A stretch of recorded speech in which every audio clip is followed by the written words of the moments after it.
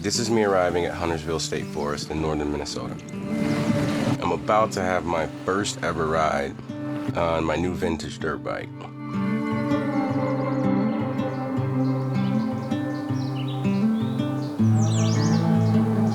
And for whatever reason, I thought this was a good idea to take it to the forest. Spoiler alert, it really wasn't. This video was a whole lot of tell me you've never done this before without telling me you've never done this before. It turned out to be just a comedy of errors. Like, this pickup truck isn't even mine. I rented it on Turo just so that I could transport this bad boy out to the forest. I apparently knew how to make a dirt bike run that's been sitting outside for years, but I didn't know how to open a tailgate. Alright, we got the tailgate open. Now it's time to roll this 260-pound bad boy down the ramp. That's like 2 inches wide, because what could possibly go wrong? Nearly dropped both myself and the bike, but I managed to save it. You can see me looking around to make sure no one else saw, but you know, there's nothing wrong with a little bit of walk of shame. So this is the 1979 Suzuki PE250. It was part of Suzuki's professional Enduro lineup, designed specifically for off-road endurance events. Powered by a lively 249cc two-stroke air-cooled engine, Suzuki engineered the PE series with insights from their successful RM motocross bikes. But they added some enduro-friendly features like wide ratio transmission, larger fuel tank, and a lighting coil for trail legality. In the late 1970s, enduro racing was on the rise. Although it faced stiff competition from Yamaha IT and Kawasaki KDX series, the PE250 carved out a respectable following among riders who valued durable construction and versatile performance. Today, the 79 PE250 remains a nostalgic favorite for vintage enduro aficionados, appreciated for its old-school charm, simple mechanics, and the unmistakable bark of a classic two-stroke exhaust. With the bike on the ground and my ego mostly intact, I set off on this epic adventure that I had laid out in my head. I was actually feeling really confident until I remembered I was riding alone in the middle of a forest. Now, I'm from Alabama and I'm no stranger to the woods, but forests do terrify me.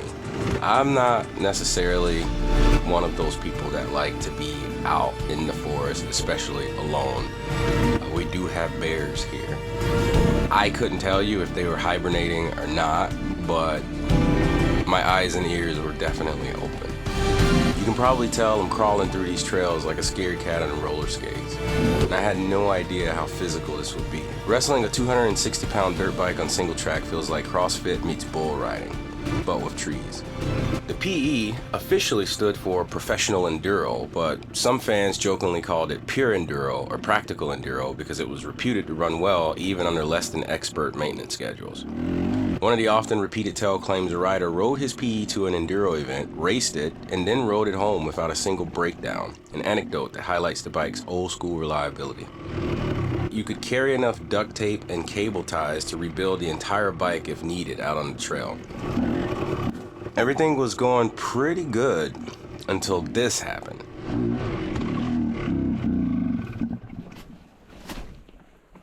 It's like a tiny little kiddie pool, a puddle of water.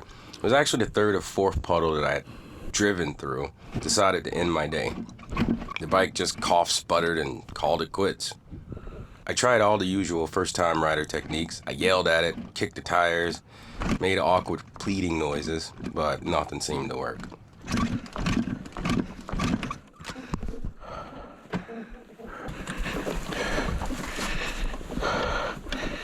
I was extremely happy that no one else was out in the forest to witness any of this. So there I was, pushing my beloved vintage bike back through the trail. If you thought riding it was a workout, try lugging it through mud when the engine's just giving up on life.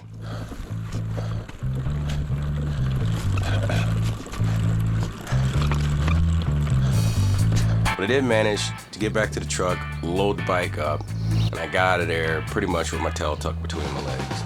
I brought the bike back to my garage for some much needed TLC. So let's fast forward through all of that wrenching and a lot of cursing, and I can show you what the bike looks like today and what I've done to it. Yeah, we weren't ready for that. Not even close. I was not ready. The bike was not ready. It was kind of a tragedy. But I was super eager to get out there. When I got this bike, I was told that when you start it, it just revs to the moon. I suspected maybe a faulty carb or air leak. You know, this bike sat outdoors and was left to the elements, I guess. But it was in pretty bad shape. But yeah, I started with the carburetor and completely took it apart and completely rebuilt it. The carburetor was in pretty bad shape, so I just replaced everything. It's a Mikuni carb. It's a beast of a carburetor. You can tune the hell out of one of these carbs. The air box under here, that thing was just full of dirt and leaves.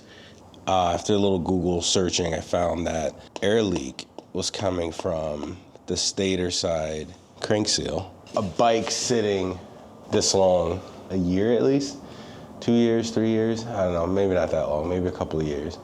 A bike that sits for that long, the seals can dry out and then they'll crack or whatever, or just not do well as seals. And one of the symptoms of having an air leak at your crankshaft seal, especially on the stator side, is like in just wide open throttle. It just revs out because there's just so much air. So it's running super lean. So I did replace that and rebuilt the carb, cleaned out the air box, and it started and ran. So I took it to the forest, which was a bad idea. This little guy, this little sprocket cover, this thing is super hard to get. I don't know, it's like $300 for part. I don't know. But the previous sprocket was just in such a bad way, so I had to replace that. It literally had 2 teeth on it. And I drove it through that forest with 2 teeth on the sprocket. After I made it run, I tried to make it safe. The throttle cable going into the carb was hanging on by just a couple of threads. It was in pretty bad shape, so I had to replace that whole throttle cable, throttle assembly. The clutch has been off about 40 times. They're draggy, and figuring that out's a lot of fun. And I installed rear shocks. I don't know if this is frowned upon, but I don't know, these are adjustable at the spring and with nitrogen. Rebuilt the front forks with heavy-duty Race Tech springs and replaced the fork seals. Obviously, I restored the plastic. Had the seat reupholstered. There's so many little things. Had to rewire everything, get lights, make it legal. Haven't been inside the wheels. Haven't taken the head off. Haven't rebuilt the engine. So yeah. Other than that, I don't know, just made it better, tried to bring it back to life, reliable. I want it to run in the forest and not leave me stranded. So yeah, I finally got it where I felt good to take it back to the forest because I needed a do-over in a bad way. It was bad, it felt bad. I felt bad, it was just a bad situation. So yeah. We needed a redo.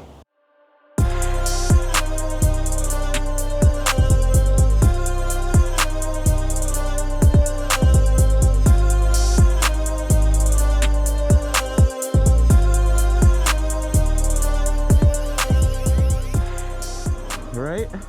Now featuring 100% fewer breakdowns, hopefully. All right. I fixed everything that could break, or so I like to think, and decided I needed a do-over because I'm stubborn like that. Well, thanks for letting me ride with you guys. I'll be here maybe another hour. This is Namaji State Forest, or Namaji State Forest. I'm really not sure.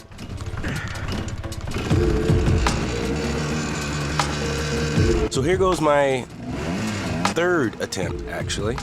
So I took the bike out for a 2nd time to a Twin Cities Trail Riders event, where I met a bunch of great folks, got an opportunity to really ride the bike, and man, I've got to say, that was one of the hardest things I've ever done. I have no footage of it, but At the end, I thought I was going to die. It was about 90 degrees outside, and after our third ride that lasted probably more than an hour, I came back to the tent and just laid on the ground for about a half an hour, trying to get oxygen into my lungs, because wrestling this bike was no joke. Keeping up with some of these riders was not an easy task, but I was quite proud of myself and of the bike because it didn't break down.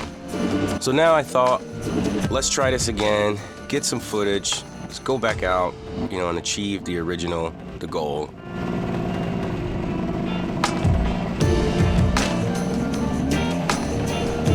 For this section, I'll let the footage do most of the talking from here because honestly, this is what it's all about. Good friends, beautiful trails, and two-stroke music in the background. Enjoy.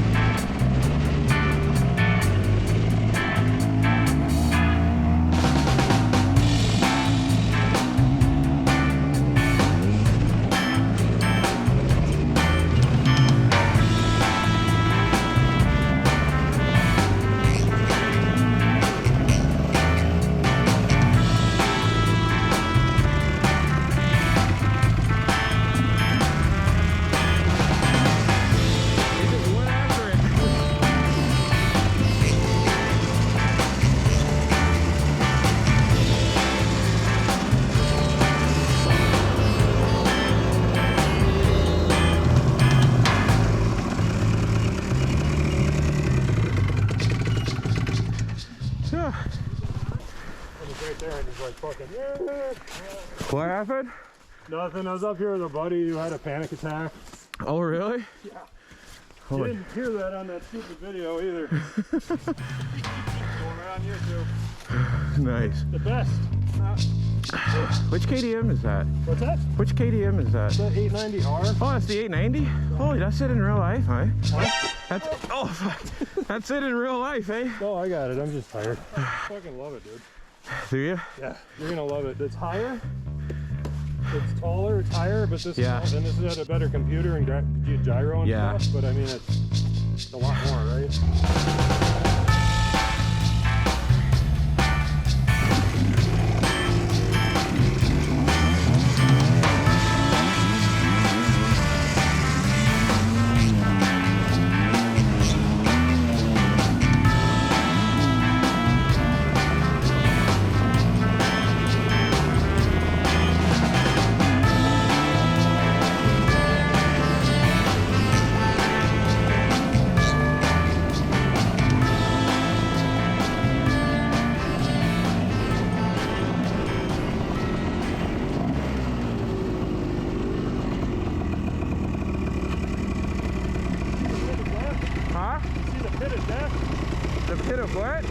See the pit of doom? Oh, is that what that is? See that thing? Yeah. Right there?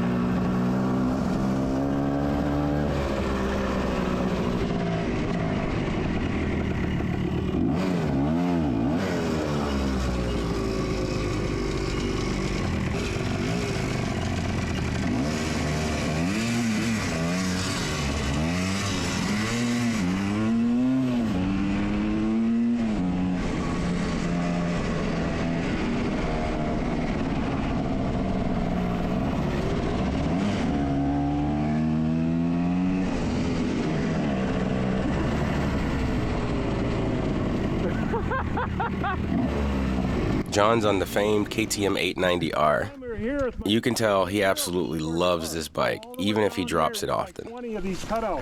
What are these for? Camping. Oh, wow. You don't need a permit or nothing. It's nice. Tom's also on a KTM, but I wasn't quite sure or don't really remember which model, and I can't tell by looking at it. So if some of you know, go ahead and drop it in the comments for me, because I'd love to know which bike this is.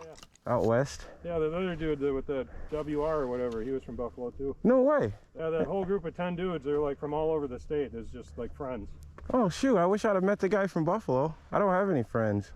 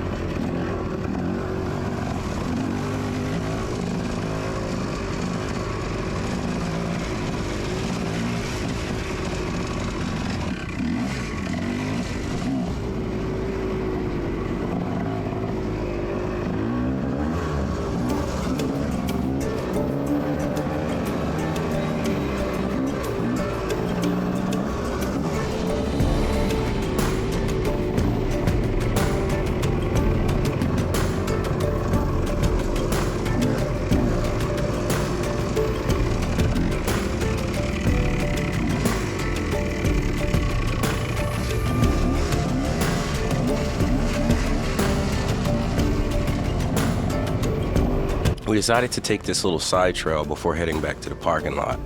I was super excited because I'm just kind of getting warmed up, and I know these guys have been out here all day. So I was super grateful that, you know, we took a little detour. But it was here where John dropped his bike for the final time, and I think he tweaked his ankle pretty bad. So at this point, it was just time to go. Oh! You okay? Nah, it's just too fucking slippery, man. Yeah, it People is. just went the wrong way too. We're gonna jump out. Okay. Yeah, it's a little challenging. It's just too slippery.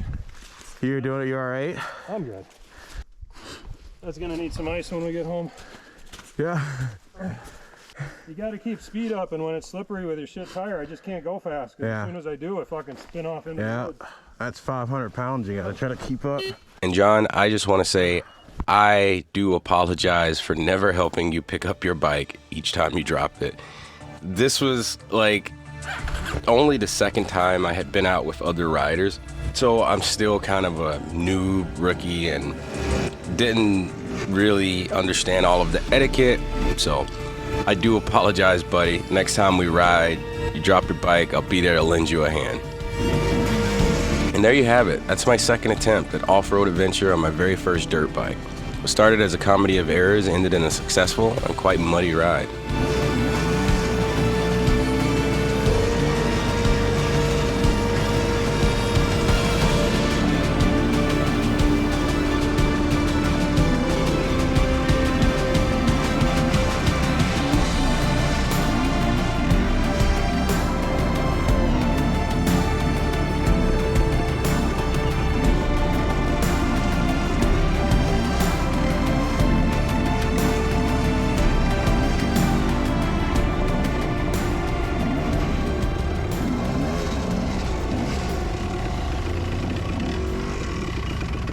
You wanna go ahead, go ahead. I gotta be careful. I'll just stop at the T. Yeah.